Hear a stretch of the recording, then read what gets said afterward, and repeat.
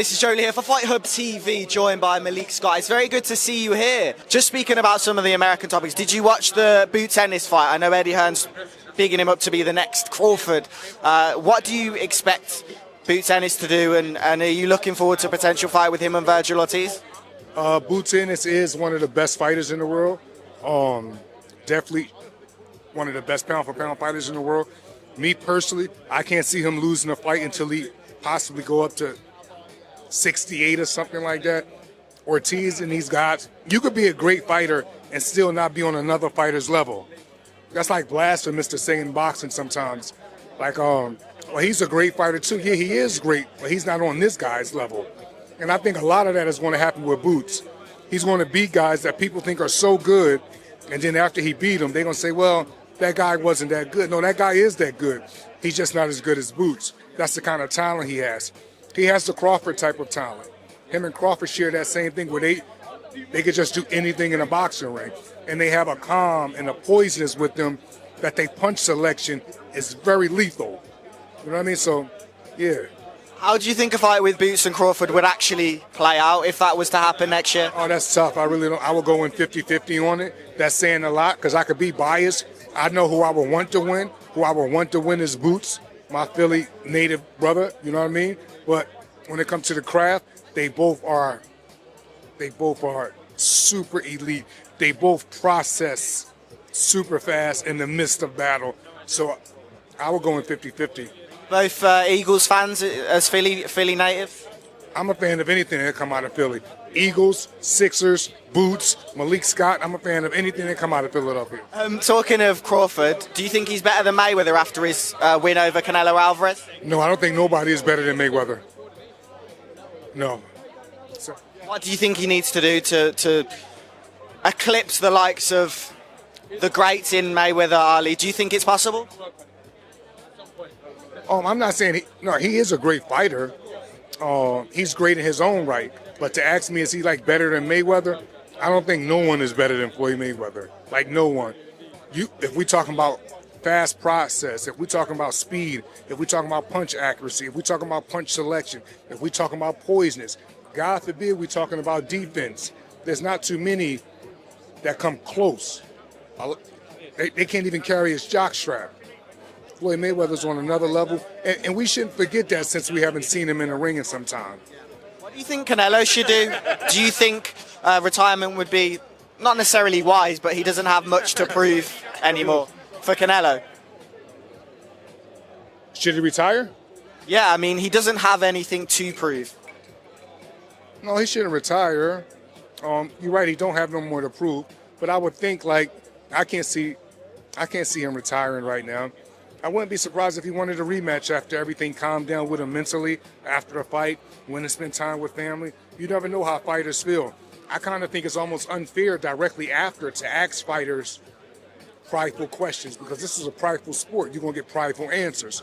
So, like, we'll see how he talk about it a week or two or 3 or 4 from now, and that's a real answer. I hope you don't mind me asking about Deontay. Just one on him as well. He went on Neon Stream, the stream on Kick, a couple of weeks ago, saying he's looking to become 2-time, looking to announce some news very soon.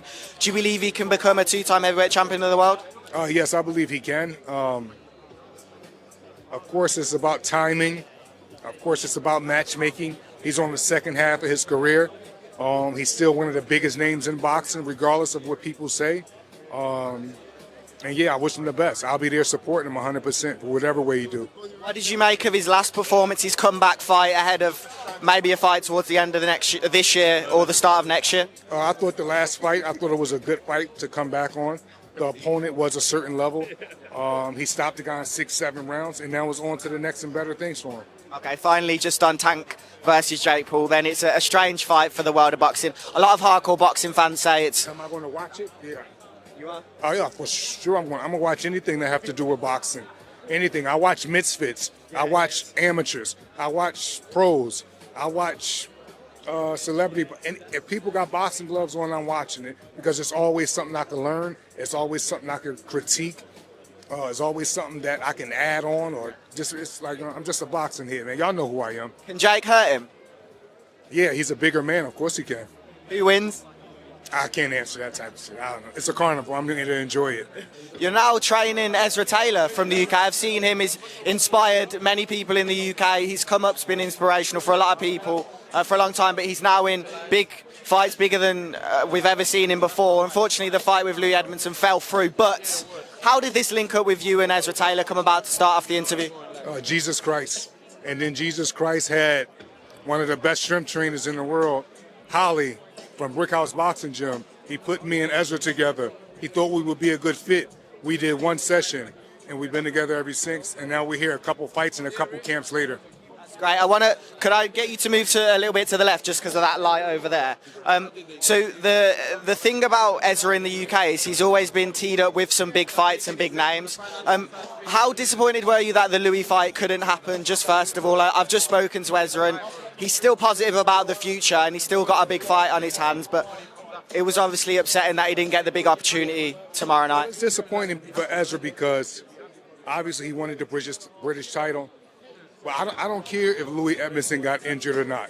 He was only my concern when he was our opponent. The minute he wasn't our opponent no more, I immediately put all my attention on our new guy, and our new guy can fight.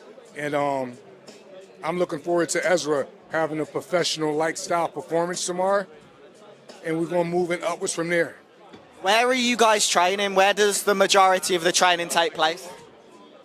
In Los Angeles, California, North Hollywood, California, at the legendary Brickhouse Boxing Gym. If you ever in California, come by there. We got tons of love, tons of work for you. We give out ass kickings over there. We give out Starbucks coffee over there. Like, you know what I mean? It's a very good environment. It's fun, but it's very serious. It's very professional, and we get some very, very good work over there. And talking about Ezra coming over to LA, how has he adjusted? Very good.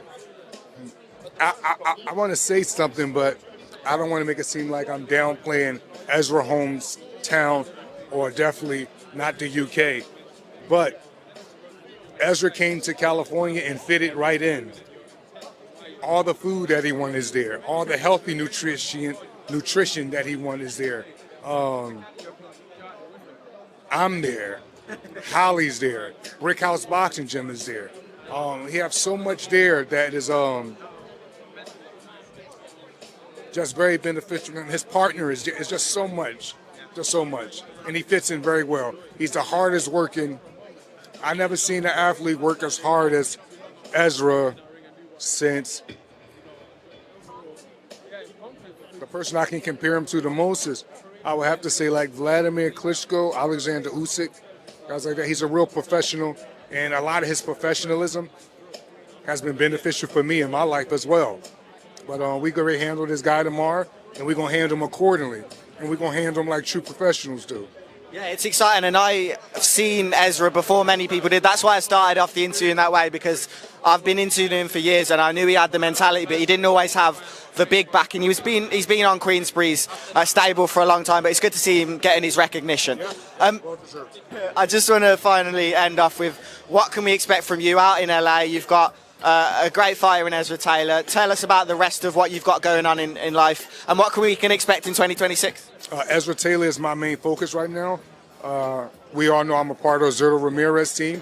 He's fighting January the 16th. Camp start for him in a few days, November the 2nd or 3rd, I believe. But then after that, man, I really want Ezra to not get too stagnated after victory. It's time to get right back to work. Get right back to work. He's a young fighter, got a young record. Loves to work hard. He's a sponge for knowledge. Let's get right back to work. And then I'll see y'all at Brickhouse Gym in North Hollywood, California, whenever y'all want to come. It's been an absolute pleasure. Thank you for your time. All right, baby. Thank you. Appreciate you. Thank you, man. Thank you.